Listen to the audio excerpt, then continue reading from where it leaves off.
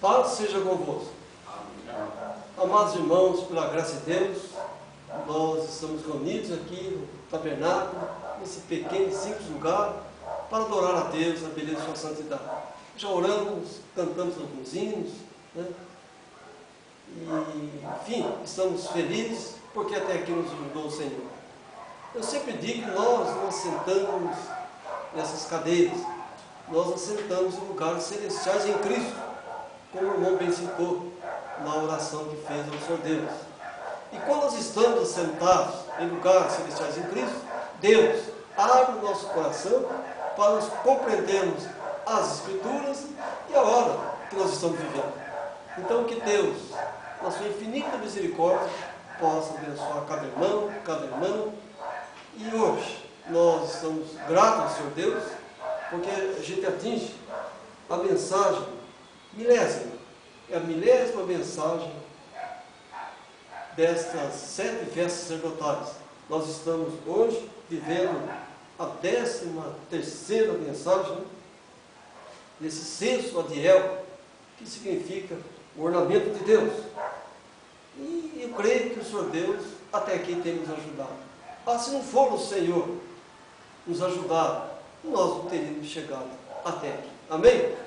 Não porque somos melhores, não, porque Deus, na sua infinita misericórdia, achou graça em nós. E nós então somos graças a Deus, a gente fica feliz por estar aqui. Enfim, hoje nós estamos sentados em lugares celestiais em Cristo para ouvir Deus falar. Eu quero abrir a Escritura, mais uma vez aqui no livro de Jó, capítulo 38, versículo 1. E assim diz o Senhor. Jó 38, versículo 1. Os irmãos podem procurar aí, achar. Amém? E assim diz a Escritura. Depois disso, o Senhor respondeu a Jó de um redemoinho e disse: quem é esse que escurece o conselho com palavras sem conhecimento? Agora cinge os teus lombos, um homem, e perguntar-te-ei, e tu responde-me: onde estavas tu quando fundava a terra? Faz-me saber se tens inteligência. Amém. Amém. Soberano e eterno Senhor, bendito seja o teu nome e santificado és tu, meu Deus. Pai de amor, Pai querido, Deus Todo-Poderoso, nos abençoe nesta noite, Senhor. Ó meu Deus, nos reunimos aqui para adorar em espírito e em verdade. Pai Celestial, Tu sabes, meu Deus, o que vai em cada coração, Senhor. E que o Senhor possa ouvir os nossos clamores, meu Deus, as nossas súplicas, Senhor. Mas, meu Deus, nós somos gratos a Ti, porque até aqui o Senhor tem nos ajudado a abençoar. E nessa noite, assentados nos lugares celestiais, em Cristo, queremos ouvir a Tua voz. Nos abençoa, nos ajuda, nos enche o Teu Espírito Santo, em o nome de Jesus Cristo. Amém. Amém. Pode aplaudir Deus. Amém. Graças a Deus. Podeis assentar, meus irmãos. Pela graça divina, pela infinita misericórdia do Senhor Deus, a gente chega a esse patamar glorioso. Como diz, não porque somos melhores, mas porque o Senhor achou graça em nós. São 1000 mensagens, irmão meu. Eu iniciei pregando no dia 20 de agosto de 1993. E a primeira mensagem que eu preguei foi a ressurreição. Realmente, nós ressurgimos em Cristo, né? Deus tem nos ressuscitado, Deus tem nos tirado desse mundo perdido e pecaminoso. Eu até digo que Deus já tem nos arrebatado. Nós estamos em outra dimensão, né? Completamente diferente dessa, no mundo religioso e político. Então comecei naquela noite, 20 de agosto de 1993, a pregar essa mensagem. Naquele início a gente não sabia o quantitativo de mensagens que seria, não tinha uma noção muito completa das coisas, mas Deus foi abençoando, Deus foi iluminando, Deus foi mostrando algumas coisas. Mas eu creio que foi no dia 5 de maio de 1999, 6 anos depois praticamente, quase 6 anos depois, eu estava em Porto Alegre, na grande Porto Alegre, ministrando essa mensagem. E um dia, naquele dia, era quase escurecer, dia 5 de maio, lembro perfeitamente, vamos completar agora quantos anos? Nós estamos em 2011, 12 anos, né? 12 anos disso? É isso mesmo, 12 anos, né? Deus me arrebatou ali em espírito e me mostrou a visão da pirâmide de 7 lados. O profeta havia dito que cada lado tinha triplos propósitos. Ele viu um lado e ele pregou a mensagem, a estatura de um varão perfeito. Ele falou sobre as 7 eras da igreja, ele disse sobre os 7 mensageiros. E ele, naquela pregação, ele chegou até ele chamava de partes, até a 7ª parte da pirâmide. E o 8º lugar ele não sabia que era aquilo. Foi onde eu disse, há um lugar para nós, né? E hoje nós sabemos que aquele espaço ali nada mais é do que a igualdade que nós vivemos hoje, graças a Deus. Então, e Paulo diz, completai o já começado. Então a gente foi completando o que já foi começado. Mas essa visão que Deus me deu, dia 5 de maio de 1999, lá na Grande Porto Alegre, ela abriu o meu entendimento para compreender ainda mais as Escrituras e a profundidade da mensagem. Nós já estamos 6 anos, por exemplo, praticamente dentro da mensagem, né? E eu ia completar os 6 anos. Mas quando veio essa visão, aí eu entendi perfeitamente, se o lado é tríplice, né? E 7 é a conclusão, então nós temos 21 dimensões. E Deus começou a abrir o meu entendimento sobre as dimensões de Deus. Nós sabemos que os dons do Espírito Santo são 9. Mas cada dom, ele tem milhares, milhões de dimensões. E Deus manifesta os dons conforme Ele quer em cada pessoa. Não podemos confundir o dom de profecia com o dom de um profeta. São duas coisas distintas. Mas o dom de profecia, ele é soberano. Ele é o dom dos dons, né? Para a igreja. A igreja precisa da profecia. Porque em Provérbios diz, não havendo profecia, o povo se corrompe. Qual a profecia? Das Escrituras.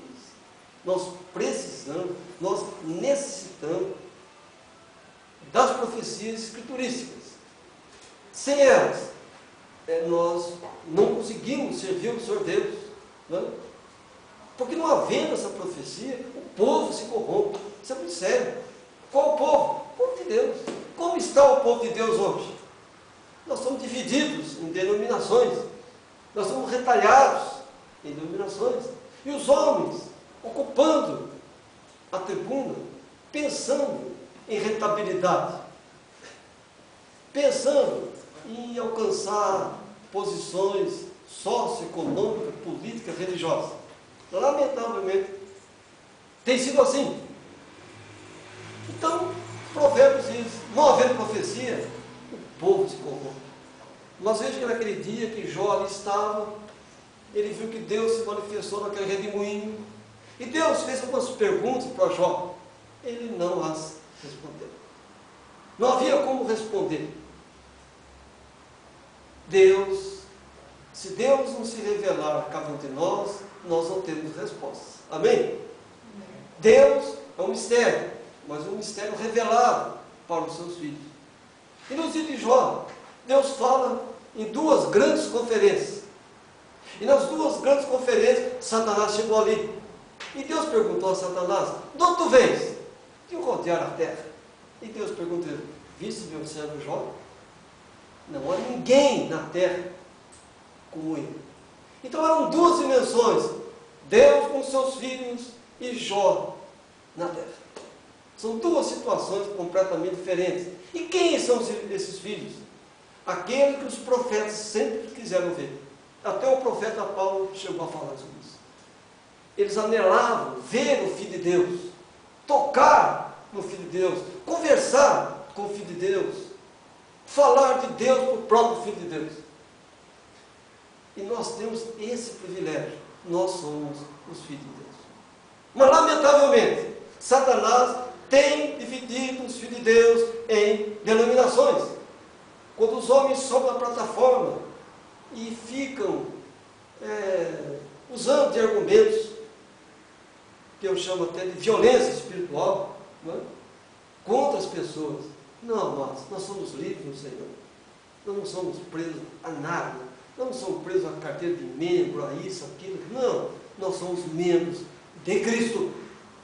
E Paulo diz que a gente não precisa de nenhuma carta de apresentação. Porque a nossa postura, a nossa atitude, a nossa maneira de ser é que vai revelar quem somos nós. Então, a Bíblia diz que não é pelos dons se conhece alguém, mas pelos frutos. Não é verdade? É os nossos frutos que vão dizer quem somos nós. Então, Jó, naquele dia, ele não conseguiu responder a Deus. Por isso, mas ele dizia, ainda nessa carne, eu verei a Deus. Ainda nessa carne eu verei o Senhor. Que fé tremenda, né? Todos contra ele. Filhos, mulher, amigos, parentes, todos contra. Mas Jó permaneceu como assim diz o Senhor. Vejam, a gente atinge nessa noite, juntamente com os irmãos são muito importantes, o companheirismo é uma coisa muito importante na nossa vida, a gente necessita do companheirismo, a gente chega à 1000ª mensagem. Mas pergunto, fomos perfeitos da primeira até hoje? Eu creio que não. Eu creio que ocorreram falhas, né? Erros, né? Cometemos erros, falhas, enfim. Mas uma coisa eu tenho certeza que houve na minha vida dos irmãos, a gente queria acertar, amém? A gente queria fazer o melhor, a gente queria tratar as pessoas muito melhor do que já as tratamos. Mas às vezes a gente falha. Às vezes uma colocação de palavra pode ferir uma família inteira, não é verdade? Isso pode ter ocorrido. Mas também creio que o irmão, a irmã entraram nesse tempo, atravessaram os atos sagrados, colocaram seu rosto em terra. Senhor, perdoa pela minha falha, perdoa pelo meu erro. E Deus nos tem perdoado. Eu sinto uma pessoa perdoada por Deus. Sinto abençoado por Deus. Eu não me julgo, meus irmãos, um profeta de Deus. Não. Mas eu não posso negar alguns sinais de um profeta na minha vida. Porque coisas grandes têm acontecido. Com essa visão que eu tive no dia 5 de maio de 99, eu tenho uma memória fantástica. Deus me deu uma graça muito grande, memorização espiritual e natural. Naquele dia, Deus ampliou a minha visão daquele versículo de Jeremias, que fala, ergue para ti pirâmides. Então comecei a ver que Deus opera em dimensões. E veja que até o dia de hoje nós já chegamos a 85 diagramas dessas dimensões. Nessas 1000 mensagens, Deus me deu a graça de ver 85 diagramas. Ou seja, cada diagrama ele é dividido em dimensões. Então é uma coisa infinita. É infinita, muito infinita. Quando Mateus chegou ali e disse, portanto, ide ensinar todas as nações, batizando em nome do Pai, do Filho e do Espírito Santo, ele falou em dimensões. Ele falou em dimensões. Senão o apóstolo Paulo estaria errado, porque Paulo falou lá em Hebreus capítulo 6, versículo 1, ele fala sobre a doutrina dos batismos. Não? Mas Paulo estava falando em dimensões. Não há erro na Escritura. E o próprio Paulo, aos Efésios, diz, há um só batismo, uma só fé e um só Senhor. Assim que Paulo estava contraditório.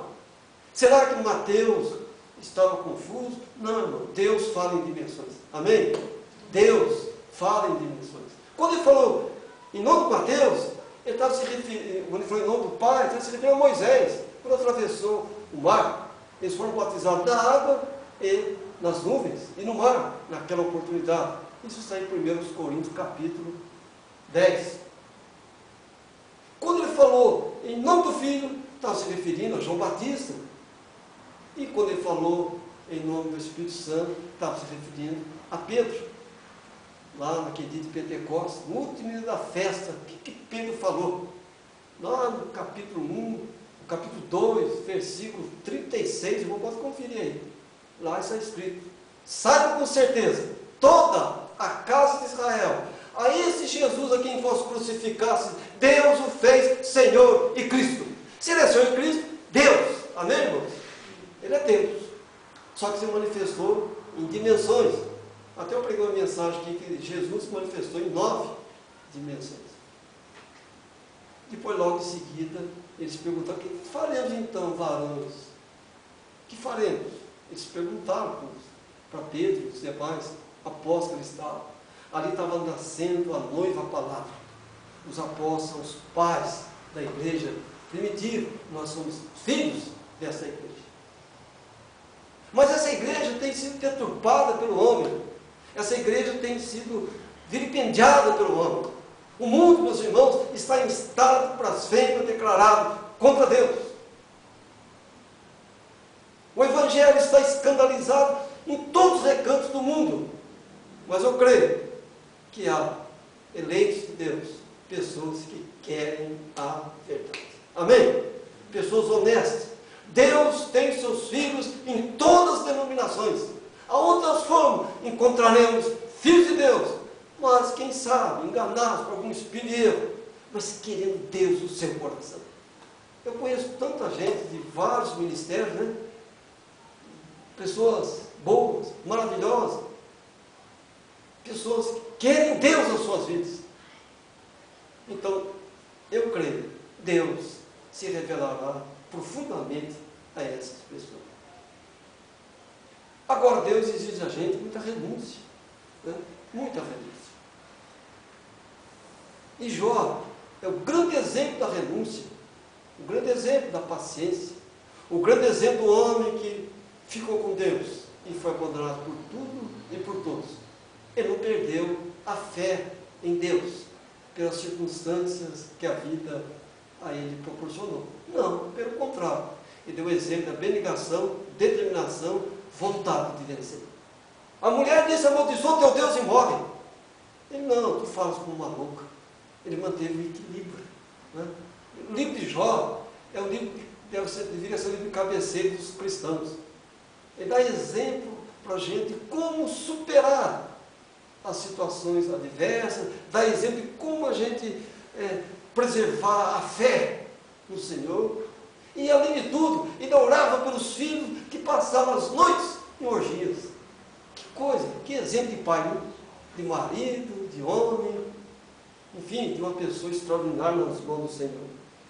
Mas, meus irmãos em Cristo, a palavra, essa mensagem de redemoinho, veio a mim alguns dias atrás. Eu anoto algumas coisas, porque às vezes a mente humana pode, né, falhar alguma coisa. Mas eu anoto. Tem esse costume, esse hábito espiritual. E lá no livro de Abacuque diz: anota as visões. Passará o tempo que passar, mas elas serão, assim, elas cumprirão aquilo que Deus determinou naquela visão.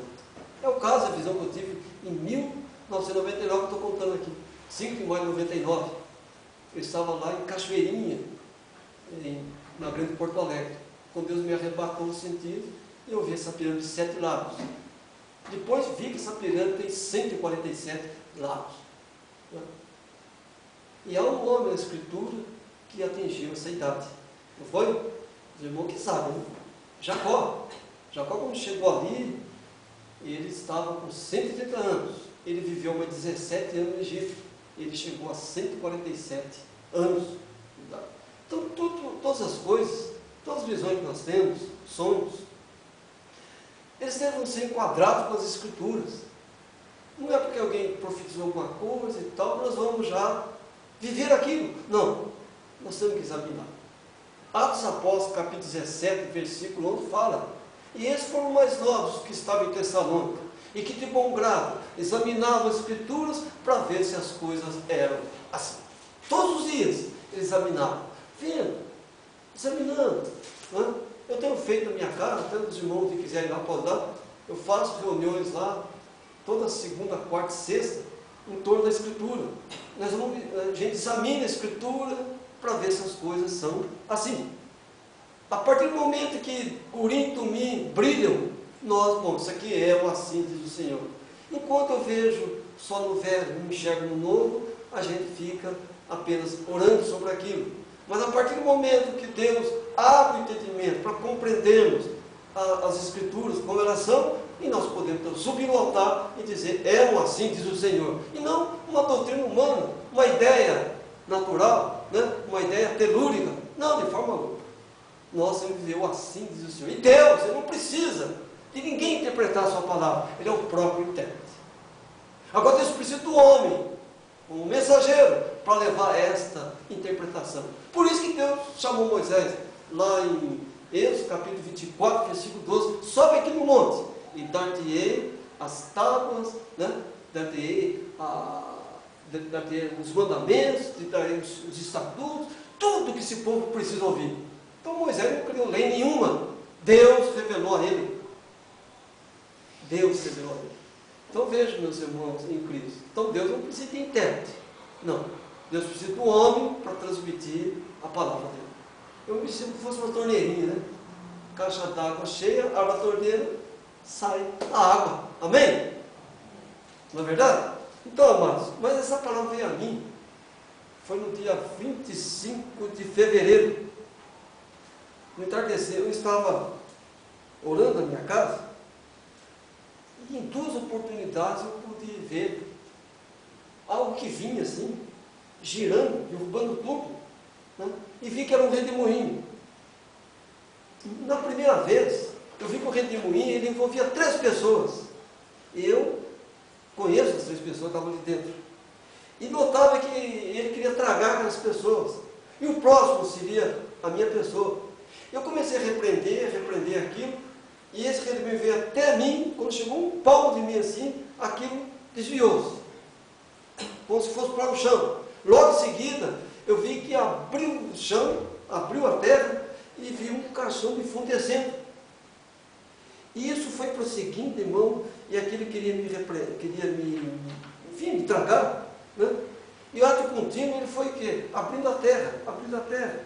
E fui vendo caixões e mais caixões, e gente correndo. Olha, uma coisa horrível, morte, mas não era centenas de pessoas morrendo.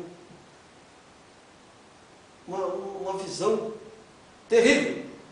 No entanto, meus irmãos, eu permaneci ali orando e repreendendo aquilo.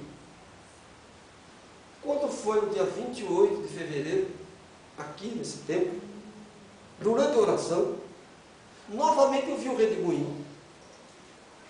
Aí eu vi desvastando grande parte da terra. Era grito, era choro, era ranger de dente, uma coisa horrível. Confesso para os irmãos, eu fiquei enfermo vários dias, irmão. Fiquei de cama depois dessa visão, fiquei doente. E disse que, meus irmãos, o mundo, não sei se o irmão Marco estava aqui, né? O irmão Bruno sabe porque disse. O mundo vai sofrer uma grande comoção. Muito sangue será derramado. Satanás vai agir de forma impiedosa. E aquilo, naquela visão, aquele seguiu para o sul. Na posição que eu estava, ele veio do norte. E aí veio, e aquilo passou por onde eu estava, e aquilo foi para o sul. Foi para o sul do país. E nós estávamos naquele dia da oração, aí Deus arrebatou o sentido do irmão Bortoluzzi. E ele teve uma visão aqui. Ele via aqueles prédios, os edifícios, mas tudo em trevas. Uma situação calamitosa. O resultado, né, daquele redemoinho seria uma calamidade pública sem precedentes na história do mundo. E, amados irmãos, exatamente quando foi no dia 11, não foi? Houve aquela catástrofe lá no Japão, né? E que destruiu, enfim, o país todo, né? Aquela tristeza, né? Mas isso, para os irmãos, Satanás fez isso para mais uma vez o povo blasfemando do Senhor Deus. Porque o japonês é um povo laborioso, né? Então eles vão recuperar a nação rapidamente. Com muita rapidez eles vão recuperar toda a nação. Vão trabalhar, eles já trabalham 16 horas por dia, né? Porque agora eles vão chegar até umas 20 horas. E descansar o mínimo possível. E vão recuperar o país rapidamente. Para provar para o mundo inteiro que eles não precisam de quem? De Deus. para fazer nada. É outra artimanha de Satanás. Então o mundo está em estado de blasfêmia contra Deus. E Satanás vai fazer com que o mundo cada vez mais venha odiar o Senhor Deus. Então nós estamos vendo que esses acontecimentos estão escritos no livro de Salmos, 46, né? Salmo 46, não é isso? Nós vamos ver daqui a pouco isso aí. Salmos 46, acho que creio que é versículo 2, né, irmão? 2. Que a terra mudaria de lugar, mas que Deus permaneceria abençoando quem? Os seus filhos. Amém? Então nós não temos que temer nada. Nada devemos temer. Nada. Porque Deus abençoará os seus filhos. Então vejam, meus irmãos em Cristo. Mas naqueles dias, de tanta violência contra o mundo, né, eu fui por ser a cidade de Campo Grande, no dia 11 mesmo, no entardecer, eu entrei no mercado da cidade. Entrei no mercado da cidade, o Walmart, esse é o nome, Avenida Mato Grosso. Quando eu entrei ali, eu havia pedido que Deus me desse um sinal. Eu estava com um propósito no coração e pedi para Deus me dar um sinal. O que aconteceu ali? O chão tremeu quando eu entrei, estava dentro daquele mercado ali. Um rapaz estava com uma caixa aqui, com os produtos, a caixa inclinou um pouco, ele colocou de novo. Ele não percebeu nada, porque o sinal foi para a minha pessoa. Até a moça na minha frente notou que alguma coisa aconteceu, mas também passou por alto. Naquele mesmo dia 11, que aconteceu aquele fato, lá naquele país, Deus me deu um sinal aqui. Então eu entendo o seguinte, e tenho visto, nós temos um irmão aí que entende muito de geometria, sempre me dá umas informações muito interessantes. E a Bíblia diz que a terra mudaria de lugar. Seria agora que ela mudou? Eles falam que em 2012, isso, aquilo, outro vai acontecer, né? Mas se nós formos para as Escrituras, eu creio que seja 2019, quando termina o 8º silêncio, que a gente pregou naquela época aqui, não sei se os irmãos lembram. O 8º silêncio vai terminar em 2019. Aí vem o quê? O 9º silêncio. Aquele tempo que a gente não sabe quando podem acontecer as coisas. Mas a humanidade caminha para dias difíceis. Caminha para momentos terríveis. E cada dia mais o homem se afasta do Senhor Deus. Cada dia mais as pessoas se afastam do Senhor Deus. Hoje, se há uma coisa rentável, porta de uma igreja, só recebe e não tem que justificar nada para ninguém. Então nós vamos ver portas e mais portas de igrejas se abrindo aqui, ali, em vários locais. E as pessoas com sede de querer ouvir Deus falar. Mas lamentavelmente o homem aproveitará da circunstância para enriquecimento próprio e ocupar cargos governamentais. Essa que é a grande verdade. O sistema religioso político é um câncer que está destruindo toda a humanidade, escravizando o povo. Nós somos escravos dos bancos, somos escravos do banco, somos escravos do capitalismo, mas graças a Deus o Senhor tem nos guardado no meio de tanta coisa sórdida, de tanta sujeira, de tanta corrupção. Deus nos tem guardado. Por quê? Nós somos filhos de Deus. Nós estávamos lá nas 2 conferências. Satanás pensava, entendia que o segredo era Jó, mas o segredo não era Jó naquela hora, o segredo éramos nós. Amém? É coisa de louco, quando o senhor esteve lá naquela conferência. Sim, a gente veio da eternidade e voltaremos para a eternidade. Diz o livro de Apocalipse que o nosso nome está escrito no livro da vida desde antes da fundação do mundo. E vamos mais longe, irmão. Nós somos os judeus espirituais dessa hora.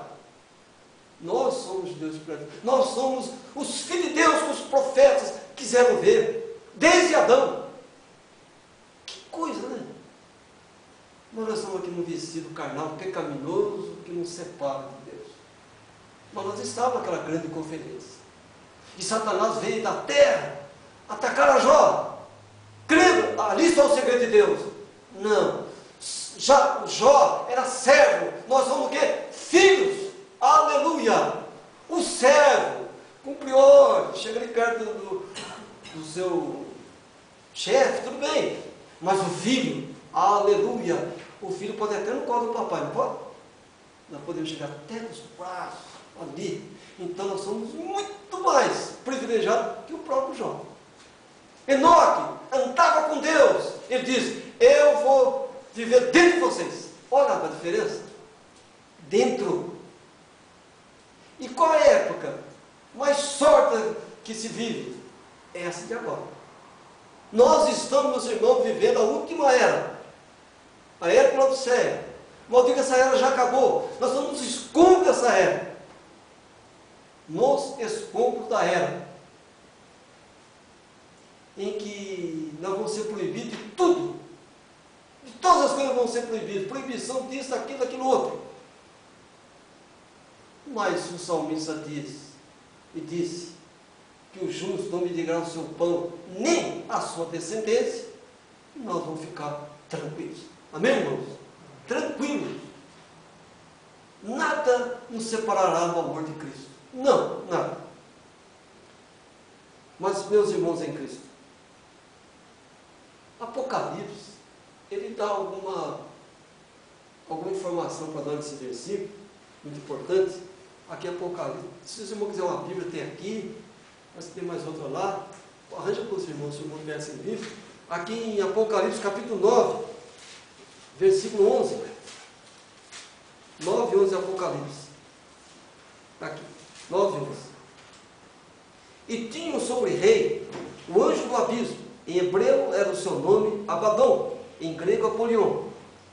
Então veja, e aqui no capítulo 11, versículo 7, é bom a gente ler, diz assim: e quando acabar o seu testemunho, a besta que sobe do abismo lhes fará guerra, e os vencerá e os matará. Então veja, as duas oliveiras que ali estavam, creio ser Elias e Moisés, pois estão somente os dois profetas, 5 quadros, características apresentadas. E os dois se apresentaram a Cristo no mundo da transfiguração, quando da reunião dos 3 anos da montanha. Então, mas há um poderoso anjo do abismo. E se ele é um anjo, ele também é um rei. Se ele é um rei, ele tem reinado. Então ele tem força, ele tem poder. Notem que a terra está no grande abismo. E vejam, meus irmãos em Cristo, que esse anjo, o nome dele é Abaddon, ou Apolion. Isso significa o quê? Destruidor. Então há um poder destruidor no grande abismo. A terra está no grande abismo. E nós, os filhos de Deus, estamos nessa terra. Então nós somos pressionados de todos os lados pela força desse maligno. Há um grupo de irmãos aí que eles citam nomes de demônios. E tantos nomes eles falam. Eu não vou citar aqui. De salvo que a gente não deva nem pronunciar o nome de uma entidade maligna. Mas eles citam o nome disso, esse aqui faz isso, aquele ali faz bebê, esse aqui fecha a rua, aquele arranca a rua e não sei o que faz. Não nomes e mais nomes. A Escritura não fala em nomes de demônios. O homem está exaltando o nome do demônio. Ela fala apenas desse anjo. Abaddon ou Apolion. No grego e no hebraico, significa destruidor. Então esse poder destruidor é exatamente, meus irmãos, que pressiona a terra desse grande abismo. Porque na terra estão os filhos do Senhor Deus. Nós estamos aqui, nesse vestido carnal pecaminoso. E Paulo diz que esse vestido carnal nos separa do Senhor Deus. Então veja, meus irmãos, que há esse poder tremendo. Mas leia aqui Apocalipse, capítulo 17, versículo 8, que nos ajuda nessa luta contra o redemoinho satânico. A besta que viste foi e já não é, e há de subir do abismo, irá à perdição. e os que habitam a terra, cujos nomes não estão escritos no livro da vida, desde a fundação do mundo, se admirarão vendo a bênção que é, já não é, mas que virá. Então, meu irmão, minha irmã, o seu nome, o meu nome, não foi escrito no livro da vida. Não digo que você entrou num templo e disse que aceitou a Jesus no seu coração. Não, desde antes da fundação do mundo, o nosso nome já estava lá. Aleluia! Desde antes. E tem um povo que o nome foi colocado depois. Mas o nosso foi colocado antes. Então, todos que têm seu nome no livro da vida, desde antes da fundação do mundo, não ficarão assustados de forma alguma com esse anjo, com esse rei desse século. Não! Nenhum abalo terrestre nos abalará. Desculpa o pleonasmo, mas é verdade. Nada disso vai nos abalar. Nada! Não que a gente seja insensível, não que a gente não sinta a morte dessas pessoas. Não! Sente que é humano, né? A gente sente, é o lado humano nosso. Mas, amados, nós temos certeza que o Senhor nos guardará. Deus guardará os seus filhos. Porque vem aí, meu irmão Melo, o nosso irmão Marcelo, vai vir um tempo em que o poder apostólico manifestar-se-á de forma gloriosa, bendita e santa. Não que nós temos hoje charlatanismo, milagres de curandeiro. Não, irmão. O irmão vai chegar numa casa, se houver uma pessoa ali sem braço, o braço nascerá na pessoa. Se a mulher não tiver útero, vai ter o útero e vai dar luz a uma criança. Eu já vi isso acontecer. Eu já vi o poder apostólico acontecer. Perto da minha casa, uma mulher que extraiu o útero. Fui até ela e profetizei. A senhora dará à luz um filho. Não posso, não ter mais útero. O que aconteceu, irmã Jô? Quantos filhos? 3. 3 filhos vieram. E o útero foi embora. Esse é o poder apostólico. Agora o cidadão sobe no altar e diz: aí tem dado uma pessoa com dor de cabeça. O Espírito Santo me revela que é uma pessoa com dor de cabeça. Com esse salário, com essa política vergonhosa, com essa religião medíocre. É dor de cabeça, dor nas costas, dor no corpo inteiro, irmão. Isso é charlatanismo. Nós estamos cheios disso hoje em dia. E Marcos, o livro de Marcos, ele dá uma grande lição para nós. Marcos 16. Olhem só. Depois de volta aqui a Apocalipse. Marcos 16. Ele traz uma lição importantíssima para nós nessa noite. Olha. Marcos 16. Vejam aqui. Ó. Vejam só. Olha o 17, o que diz. Marcos 16, 17. Esses sinais seguirão os que crerem. Em meu nome expulsarão os demônios, falam novas línguas. Amados irmãos, os sinais que nos seguem. Como é que é hoje? As pessoas seguem os sinais. Eu falo outras línguas, canto em espírito, mas quando o Espírito de Deus quer. Mas hoje nós temos uma manipulação do dom. O Espírito, a pessoa aprende um determinado idioma, ela dobra o seu joelho e fica falando aquele idioma o tempo todo. Ninguém interpreta, ninguém sabe o que é, e Paulo diz que essa pessoa é um bárbaro. Então vejam, meus amados irmãos, os sinais nos seguem. Nós não seguimos sinal. Nós temos que seguir a mensagem de um profeta. Aí sim. Nós temos que seguir a luz que revela. Nós temos que ter o espírito de profecia lá de Apocalipse. Para vencer quem? A bênção que sobe do abismo. Mas quem que vai vencer essa bênção que sobe do abismo? Esse poder. Todo aquele que possui seu nome escrito no livro da vida, desde antes da fundação do mundo. Nosso nome, nós não estamos aqui reunidos como cristãos, não, porque nós aceitamos Jesus aqui, não, porque nós já éramos dele. Aleluia. Ele nos amou primeiro. E vejam, nós somos desde antes da fundação do mundo. E diz a Bíblia que Jesus veio para salvar o seu povo. Então tem um outro povo que não vai ser salvo. Concorda? Amém? Veio para salvar o seu povo. E o que diz Atos dos Apóstolos? E creram todos que estavam ordenados para a vida eterna. E quem é que está ordenado para a vida eterna? Quem estava na reunião lá dos dias de Jó. Aleluia! E quem são esses filhos que os profetas queriam ver desde tempos remotos? Nós, meus irmãos. E como nós estamos hoje? Enretados em denominações, dominados por uma política vergonhosa e mentirosa. Nós não temos que ser religioso, nem político, nada disso. Nós temos que ser cristão da palavra. Aleluia! Glorificado seja o Senhor. Nós vamos ser escória do mundo, vamos ser abandonados, vamos ser perseguidos. Né? Eu certa vez fui parar na delegacia de polícia por causa do Evangelho, aqui em Campo Grande. Cheguei lá, me deram a intimação, até eu contei com um delegado agora esse fato aí.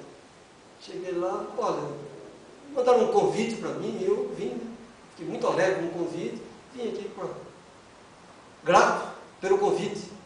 Aí o que me recebeu não entendeu bem, falou com o delegado, até um homem que recebeu um convite para visitar a delegacia. O senhor convidou alguém? Não, aqui a gente não convida ninguém, não. Aqui a gente determina que venha. Né? Manda aquela intimação, você tem que ir. Né? Aí eu cheguei lá, sentei e tal. O senhor recebeu um convite? Me convidaram para vir aqui. Estou muito feliz, vim aqui na delegacia. Delegacia de Ordem Pública e Social, ficava na 14 de julho naquela época, alguns anos atrás aí. E falei, o senhor o senhor ministra a palavra. O senhor ora a Deus, ora. Então ora para você. Tem um cego atrás de uma prisão lá, das nossas grávidas.